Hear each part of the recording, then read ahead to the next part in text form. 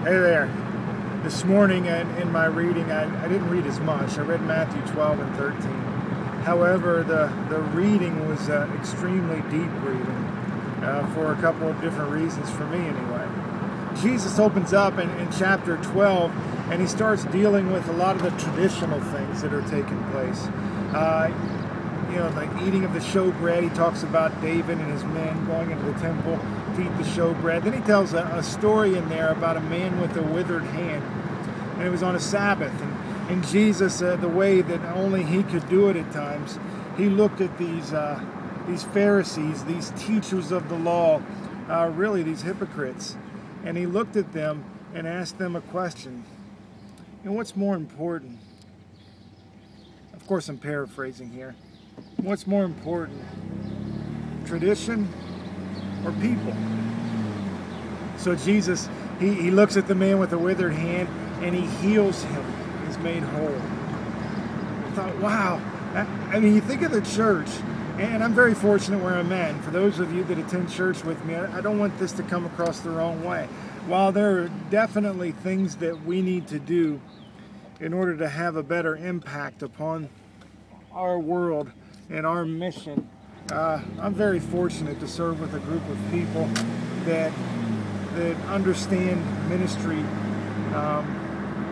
perhaps better than at times I give them credit for. I love you guys and I really appreciate your heart for ministry. But yet then I think of the church as a whole, and I think of all of the things that we're stuck to. You know, maybe we're not stuck to keeping certain religious days.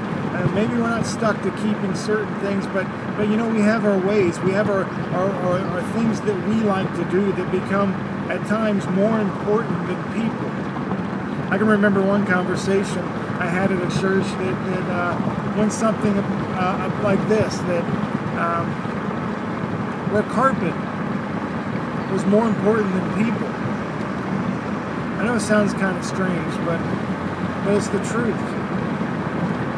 And then I think of some of my friends in the churches that they attend and some of the things that are going on, and I wonder if we're willing to lay aside our traditions, if we're willing to lay aside the things that we grab a hold of, that we find important, things that we may be putting ahead of people. Watch God work. I'm excited about the thought of that.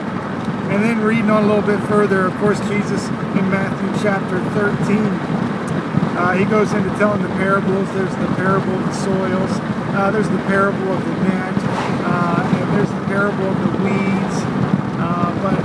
But really, he tells a couple of, I would say they're one-line parables.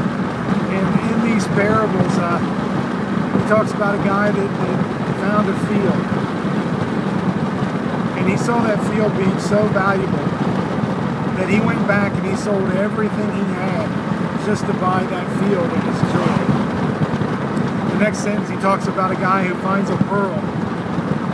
And this guy finds this pearl so valuable that he goes and he sells everything that he has just in order to buy that pearl.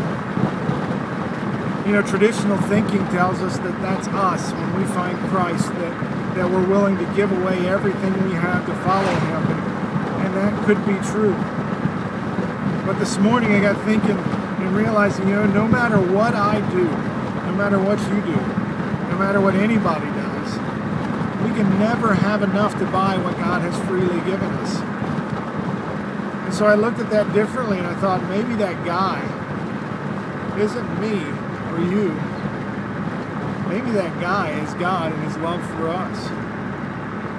So he finds us. And he goes and sells everything, his son, on the cross for us. He finds us. And in his great joy, there's nothing that he won't do to have a relationship with us, with me, with you.